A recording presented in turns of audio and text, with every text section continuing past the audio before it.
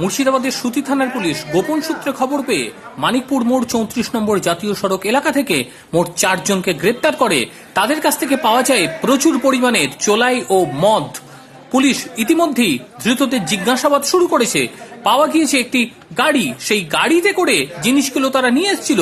ধৃত 4 জনের বাড়ি সুতি থানা এলাকায় বলে জানা গিয়েছে। পুলিশ ইতিমধ্যেই তদন্ত শুরু করে দিয়েছে। কোথা থেকে তারা এই মালগুলো নিয়ে এসেছিল, কি কারণেই বা তারা গাড়ি করে মালগুলো নিয়ে আসছিল, সবটাই তদন্ত শুরু করেছে সুতি থানার পুলিশ। পলাশ সিংহের রিপোর্ট, এনটিভি WB।